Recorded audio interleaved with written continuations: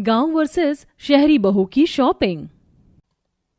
रश्मिका और तारा दोनों सुन लो, ये बाजार हफ्ते में बस एक ही बार लगता है और यहाँ जरूरत का हर सामान मिल जाता है। इसीलिए मैं तुमसे बोल रही हूँ कि जो भी चाहिए जल्दी जल्दी जितना हो सके ले लो। तो गाइज, आज मैं आई हूँ अपने शहर के संडे बाजार में और यहाँ सब कुछ बहुत ही चीप प्राइस पर है। यहाँ की औरतें कितनी बदतमीज हैं, धक्के देकर आगे बढ़ रही हैं। बहू, तारा बहू। बोलो माँ जी, आप क्या बोल रही हो? तुझे मना किया था ना कि ये रील कैमरा आज अपने साथ लेकर मत चलना। बहू, हर जगह पर सभी काम नहीं किए जाते हैं। यहाँ ये इतनी भीड़ भड़के वाला बाजार लग रहा है, लोग धक्का मुक्की कर रहे हैं। यहाँ से तो जल्दी जल्दी सामान लो और घर चलो। माँ जी, आपको तो मेरे हर काम से दिक्कत ही होती है, लेकिन मैं रील जरूर बनाऊंगी। वैसे भी मैं ऐसी सस्ती जगहों से शॉपिंग नहीं करती हूँ। बेटा, इसमें सस्ता महंगा क्या है? माँ जी, आप तारा से मत बोलिए, मैं अकेली ही जाकर जल्दी जल्दी से जरूरत का सामान ले आती हूँ। और वैसे भी ऐसी ही जगहों से शॉपिंग करके बचत की जा सकती है। ठीक है बहू, तू ले आ। गंगा से ऐसे बोलकर रश्मिका भीड़ में घुस गई, जहां से वो सामान बटोर बटोर कर लाने लगी। अरे वाह, कितना सस्ता सामान है ये। 1 किलो डिटर्जेंट बस 100 रुपए में एक ले लेती हूँ। अरे वाह, बड़ी वाली साबुन का पैक भी बस 50 रुपए में आ रहा है, एक ये भी ले लेती हूँ। रश्मिका बेटा, चलिए साबुन सर्फ तो ले लिया, देख वहाँ शायद साड़ियों पर सेल है। चल साड़ी देखने चलते हैं। माँ जी, वैसे मुझे अभी साड़ियों की जरूरत तो नहीं, लेकिन चलो जब सस्ती मिल रही है तो फिर ले लेती हूँ। अभी कुछ दिन बाद होने वाली महापूजा में पहन लूंगी। तू बस अपना ही मुंह देखती रहेगी या कुछ खरीदेगी भी? नहीं माँ जी, आप तो जानती हैं कि मुझे ये सस्ता और ओल्ड फैशन सामान खरीदना पसंद नहीं है। आप ही ले लो, मैं तो कोई ट्रेंडिंग ड्रेस ही लाऊंगी। हाँ, पैसा तो पेड़ पर उग रहा है तेरा। अच्छा ठीक है, मैं ले लेती हूँ। अब ज्यादा मुझे ताने मत मारो। तारा ने गंगा के बोलने पर थोड़ा सामान खरीद लिया, जिसके बाद वो सभी घर आ गई। गंगा की 2 बहुएं थीं, तारा और रश्मिका। तारा उसकी शहरी बहू थी, तो वहीं रश्मिका गांव से आई हुई थी। तारा एकदम खर्चीले किस्म की बहू थी, जबकि रश्मिका बेहद हिसाब से चलने वाली थी। आज भी रश्मिका ने हिसाब से शॉपिंग की। माँ जी, ये 1 किलो सर्फ, ये साबुन, शैम्पू भी ले आई, ये खाना बनाने का तेल। ये माँ जी, बर्तन सस्ते मिल रहे थे और 2 साड़ी हैं, एक मेरी और एक आपकी। अरे बहू, मेरी साड़ी क्यों ली तूने? अब जब मैं अपने लिए ले रही थी तो आपके लिए कैसे नहीं लेती? तू क्या लाई है तारा बहू? ये साड़ी आप बोले जा रही थी तो मैंने 2 साड़ी ले ली अपने लिए। बाकी ये एक 1 पीस ड्रेस, एक आई शेडो, ये फाउंडेशन, मस्कारा, आईलाइनर, मतलब पूरा ये मेकअप किट है और थोड़े से हेयर केयर के प्रोडक्ट्स लेकर आई हूँ। तू तो यही फिजूल खर्ची ही करना। मैंने तुझसे कितनी बार बोला था कि जरूरत का सामान ले ले, लेकिन तू यही बेकार का सामान ही उठा कर लाई। आपकी दिक्कत क्या है माँ जी? आपको मुझे सामान दिलवाना भी था और वो भी अपनी ही मर्जी से। तारा ऐसे बोलती हुई अपने कमरे में चली गई, जिसके बाद गंगा रश्मिका से बातें करने लगी। ऐसे ही अगले दिन। सुनिए जी, आज तो आपकी छुट्टी है, मुझे ले चलिए ना मॉल। मॉल क्यों जाना है तारा?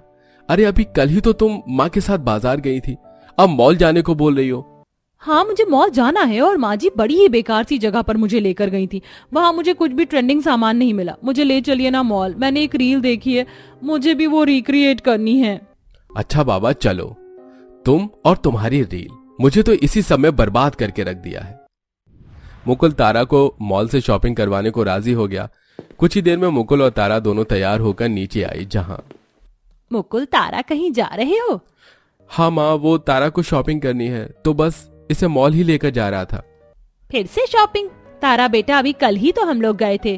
क्या माँ जी, सभी को कल कल की रट लगी हुई है। अरे कल का बाजार भी क्या कोई बाजार था? बिल्कुल बेकार की जगह थी वो। मैं तो मॉल से ही सामान लेकर आऊंगी। तारा ऐसे बोलते हुए मॉल ही चली गई। मॉल से ही सामान लाएंगी? मेरे बेटे को इसने बर्बाद कर डाला। माँ जी, लीजिए, पानी पी लीजिए। और ज्यादा गुस्सा क्यों करती हैं आप? तारा की आदत तो आप जानती ही हैं।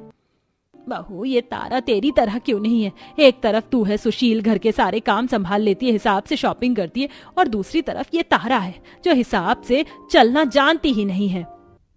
एक तरफ गंगा ऐसे बातें कर रही थी तो वहीं दूसरी तरफ मुकुल, वो बिल्कुल सेम यही ड्रेस है जो वायरल हो रही है, मुझे यही चाहिए, दिलवाओ ना। मैं तुमसे लेने को मना नहीं कर रहा हूँ तारा, लेकिन ये ड्रेस बहुत महंगी है। तुम खुद देखो, बस एक रील के लिए तुम 15,000 की ड्रेस खरीदोगी। हाँ, लूंगी, क्योंकि मुझे ये चाहिए। तारा, तंग आ गया हूं मैं तुम्हारी जिदों से। ले लो, लेकिन इससे अलग अब कुछ नहीं दिलवाऊंगा। ठीक है, शुक्रिया। तारा ने जिद करके एक रील बनाने के लिए 15,000 की ड्रेस खरीद ली और उसे लेकर वो घर आ गई। ले आई बहू? तारा ने गंगा की बात का भी जवाब नहीं दिया और वो सीधा अपने कमरे में चली गई और वहां जाकर रील बनाने लगी। वहीं दूसरी तरफ देवर जी, आप ऐसे ही बाहर चले गए थे, नाश्ता कर लीजिए, मैंने बनाया हुआ है। रश्मिका घर में सभी का ख्याल रखती थी। उसने ही मुकुल को खाने को दिया, जबकि मुकुल की पत्नी बस रील्स बनाने में बिजी थी। ऐसे ही सिलसिला जारी था और अब इस घटना को लगभग 4 से 5 दिन बीत चुके थे। आज भी तारा अपने घर के सोफे पर बैठी हुई फोन चला रही थी। तारा, मैं यहाँ से झाड़ू लगा रही हूँ, अपने पाँव ऊपर कर लो। अच्छा तारा, ऐसा भी क्या देख रही है जो तेरी नजर बस इस फोन की स्क्रीन पर ही जमी हुई है? मैं ऑनलाइन सामान देख रही हूँ। फिर सामान? अभी तो हमने शॉपिंग की थी तारा बहू, अब ये फोन रख दे और रश्मिका के साथ कोई घर का काम देख ले। बस करो माँ जी, चुप हो जाओ। अच्छा ये देखकर बताओ कि ये ड्रेस कैसी लग रही है, ये मंगवा लूं क्या? नहीं, बिल्कुल भी नहीं। अभी तू 15,000 की ड्रेस लेकर आई है, अब कुछ नहीं मंगवाने दूंगी। आपसे पूछ भी कौन रहा है, आप तो बस यही बोलती हो। तारा ऐसे बोलकर अपने कमरे में चली गई, जहां जाकर उसने फिर से कई चीजें ऑर्डर कर दी और उसके बाद वो सो गई। ऐसे ही 2-4 दिन और बीते और आज के दिन। चलो पूजा तो हो गई, अब जल्दी से सफाई करके सभी के लिए नाश्ता तैयार कर देती हूँ। रश्मिका ने सुबह सुबह पूजा करके बस सफाई के लिए झाड़ू ही उठाया था कि तभी दरवाजे की घंटी बजी। हे भगवान, सुबह सुबह कौन है? आ रही हूँ। रश्मिका दरवाजे पर गई तो उसने देखा कि वहां पर एक डिलीवरी बॉय खड़ा हुआ था। रश्मिका ने उससे पार्सल ले लिया और ये जरूर तारा का ही पार्सल होगा जो वो उस दिन बुक कर रही थी। रश्मिका ने वो पार्सल लेकर टेबल पर रख दिया और फिर उसने सफाई कर दी। कुछ ही देर में सभी घर वाले जाग गए और फिर वो सबका नाश्ता बनाने लगी। फिर से दरवाजे की घंटी बजी। अब कौन है? आई। अरे एक और पार्सल। रश्मिका ने वो पार्सल भी पहले वाले के पास ही रख दिया।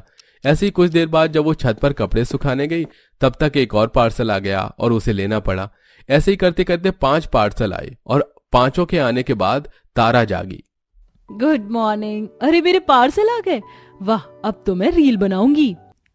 तारा ने रश्मिका को शुक्रिया भी नहीं कहा और वो रील बनाने को अपने कमरे में चली गई। ऐसे ही सब जारी था और आज के दिन रश्मिका, गंगा और तारा तीनों एक गांव के बाजार जा रही थी। तारा, ये 1 पीस ड्रेस पहनकर वहाँ मत जाओ, इस जगह का माहौल ऐसा नहीं है। वो गांव में लगने वाला बाजार है और हम तो बस सस्ते की वजह से जा रहे हैं। चुप रहो, मैं वहाँ रील बनाऊंगी और ऐसे ही जाऊंगी। रश्मिका बहू, इसे मत समझा, इसे चलने दे ऐसे ही। चलो अब जल्दी, नहीं तो बस निकल जाएगी। गंगा के बोलने पर दोनों बहुएं उसके साथ चल दी। आज वो एक गांव के बाजार जा रही थी जहां सामान सस्ता मिल रहा था। बस से कुछ ही देर में वो वहां पहुंच गई जहां रश्मिका ने जल्दी जल्दी शॉपिंग करना शुरू किया और तारा रील ही बनाने में बिजी थी। गाइस, आज हम आए हैं इस देहाती से बाजार। बहू, यहाँ ये सब मत कर, जल्दी से शॉपिंग करो और घर चलो।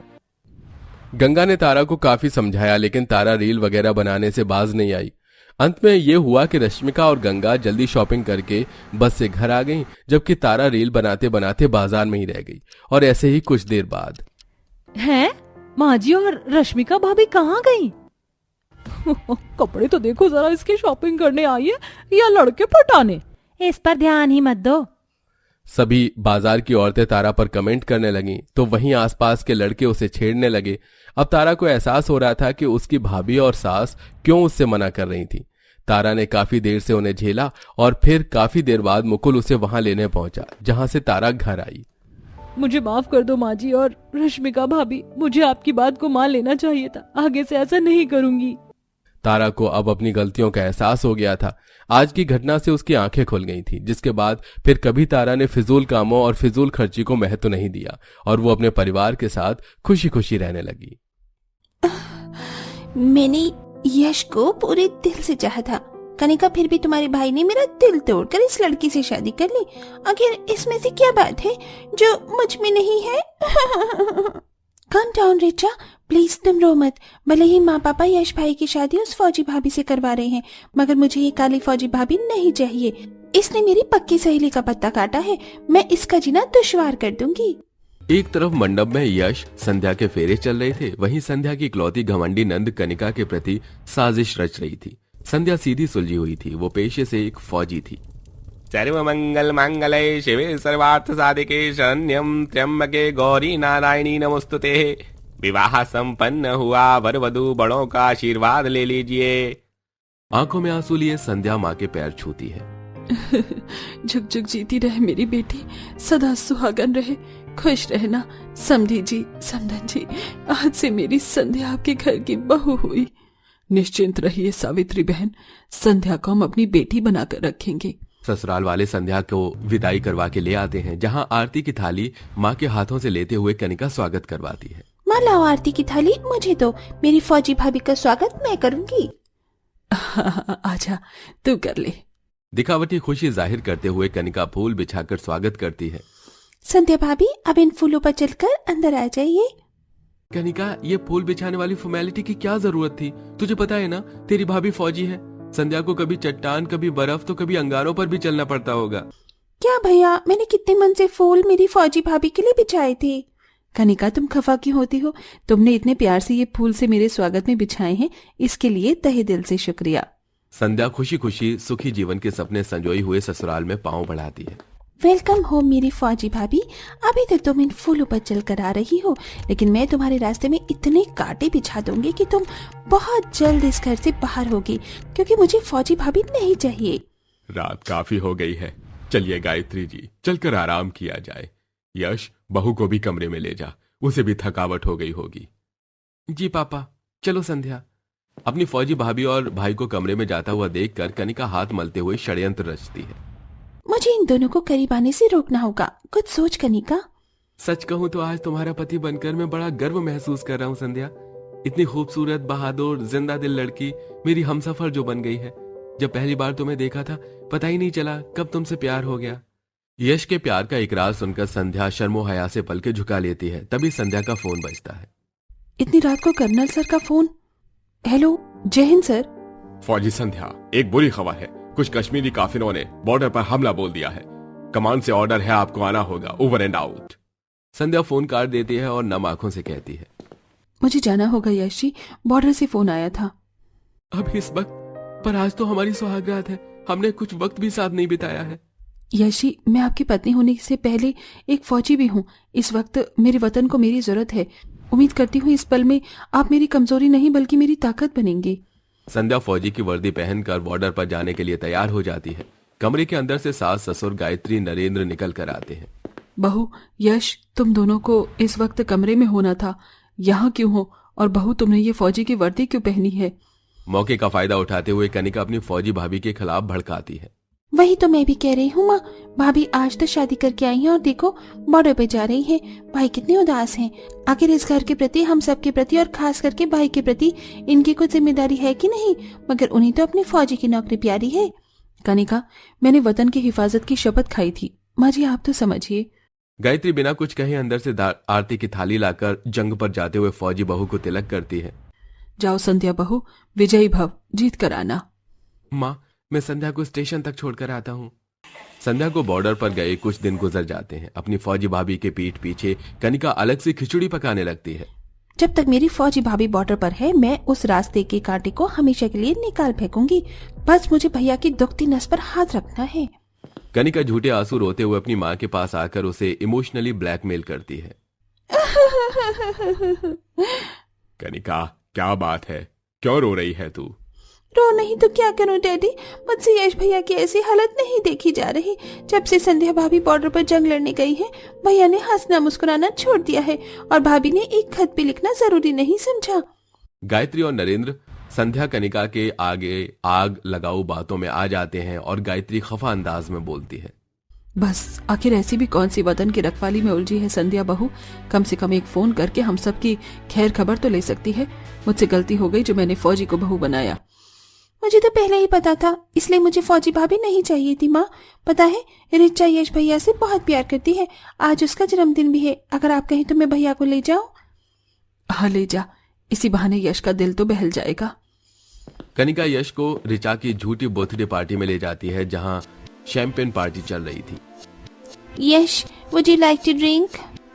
शुक्रिया, पर मैं पीता नहीं। क्या भाई, इतने प्यार से रिचा ने ड्रिंक बनाया है, पी लीजिए प्लीज। एक तरफ अपनी शादी के बंधन को भूलकर यश नशे में चूर हो जाता है, वहीं दूसरी तरफ पूरे दुख भरे मन के साथ संध्या चांद को देखती हुई उसकी तस्वीर को सीने से लगाई थी। पता नहीं मेरे यश जी कैसे होंगे। मैंने उन्हें कितने खत लिखे मगर उन्होंने किसी खत का जवाब नहीं दिया। खैर अब तो 26 जनवरी की छुट्टी में 4 दिन रह गए हैं, फिर मैं यश जी से मिलूंगी। मैं जानती हूँ मुझसे खफा है मगर मैं लौटकर सारे गिले शिकवे दूर कर दूंगी। इतने ठंडे तापमान में बॉर्डर पर तैनात ब्रिगेडियर कहते हैं, फौजी संध्या, इतनी बर्फबारी में आप बाहर क्यों हैं? कैंप में जाकर आराम कीजिए। सर मैं बस जल्द से जल्द ससुराल लौटना चाहती हूँ, 1-2 दिन बाद तो छुट्टी मिल जाएगी। वैसे बड़े ही खुश नसीब हैं आपके पति, जिन्हें आप जैसी वफादार पत्नी मिली है। आज के जमाने में इतनी पतिव्रता औरतें नहीं मिलती। जहां एक तरफ अपने पति से मिलने के लिए संध्या एक एक दिन गिन रही थी, वहीं सुबह जब यश की आंख खुलती तो वो खुद को ऋचा के साथ बिस्तर में पाता है। मैं कहा हूँ ऋचा, तुम, मैं, हम यहाँ कैसे आए? भैया इस मंजर के बाद भी आपको कुछ बताना पड़ेगा। इस बेचारी को कौन अपनाएगा? अब आपको ही इससे शादी करनी होगी। नहीं, संध्या मेरी पत्नी है। मैं सपने में भी उसके सिवा किसी और के बारे में सोच नहीं सकता। बस भैया बस कीजिए, आप तो उस फौजी भाभी पर जान लुटाए हुए हैं। पढ़िए इस खत को, क्या भेजा है? यश जैसे ही खत पढ़ता है उसके पैरों तले जमीन खिसक जाती है। यश, मुझे भूल जाना, मैं मेरे कैप्टन विक्रम के साथ अपना घर बसा रही हूँ। मैंने कभी नहीं सोचा था कि संध्या इतनी बदकिरदार बगैरत निकलेगी। अगर वो अपनी जिंदगी में आगे बढ़ चुकी है तो मैं भी शादी के लिए तैयार हूँ। वेल डन भैया, यही तो मैं चाहती थी। वैसे भी मुझे फौजी भाभी नहीं चाहिए थी। कुदरती दोनों की सगाई का मुहूर्त 26 जनवरी को निकलता है। उधर दिल में हजारों ख्वाब लिए संध्या बॉर्डर से लौटती है। पूरी सड़क तिरंगे से लहरा रही थी। सबने उसके खातिर तोहफे भी खरीदे थे। बस कुछ देर की बात है यश जी, इस बार हमारे पास वक्त ही वक्त होगा।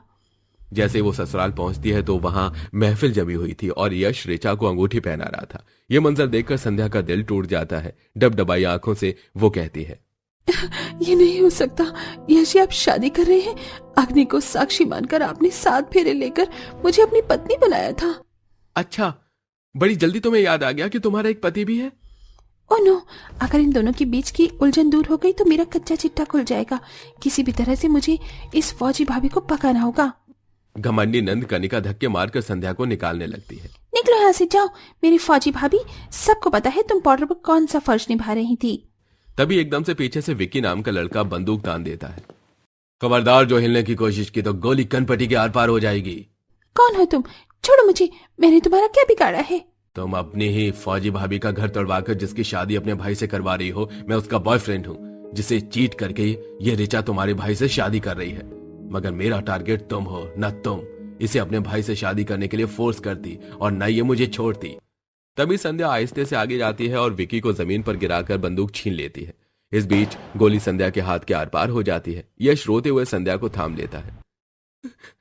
नहीं संध्या, नहीं संध्या, आंखें बंद मत करना, मैं तुम्हें अस्पताल ले चलता हूँ। यश जी, मैं आपसे बहुत प्यार करती हूँ। मैंने कभी किसी गैर इंसान का ख्याल भी नहीं किया। भाभी आप मत बोलिए, ये सब मैंने किया है। भैया मुझे फौजी भाभी नहीं चाहिए थी। मैंने आप दोनों के बीच में फूट डाला और ये खत भी मैंने आपको भेजे थे। आज भाभी ने अपनी जान पर खेलकर मेरी जान बचाई है और मैंने इनकी जिंदगी में कांटे ही कांटे भर दिए। आखिर में सब लोग संध्या को अस्पताल ले जाते हैं, जहां उसकी जान बच जाती है और कनिका का उसकी फौजी भाभी के प्रति कड़वा बर्ताव भी बदल जाता है।